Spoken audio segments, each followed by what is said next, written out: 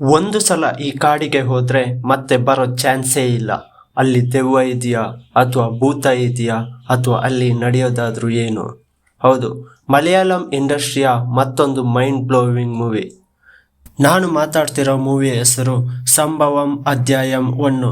ಇದನ್ನು ಜೀತು ಸತೀಶನ್ ಅವರು ಡೈರೆಕ್ಟ್ ಮಾಡಿದ್ದಾರೆ.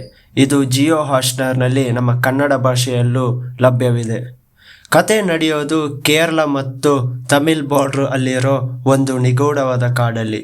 ಇದರ ಒನ್ಲೈನ್ ಸ್ಟೋರಿ ಏನು ಅಂದರೆ, ಆನಂದ್ ಅನ್ನೋ ಒಬ್ಬ ಪನಿಷ್ಮೆಂಟ್ ಆಗಿ ಟ್ರಾನ್ಸ್ಫರ್ ಆಗಿರೋ CPU.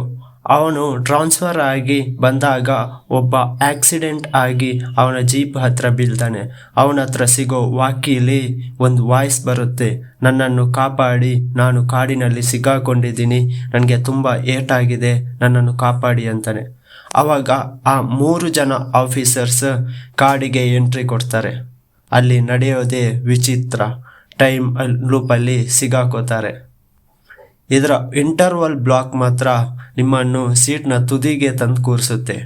ಸೈನ್ಸ್ ಫಿಕ್ಷನ್ ಅಥವಾ ಟೈಮ್ ಲೂಪು, ಟೈಮ್ ಟ್ರಾವೆಲ್ ಇಷ್ಟಪಡೋರು ಇದನ್ನು ಮಿಸ್ ಮಾಡ್ಕೊಳ್ಳೇಬೇಡಿ.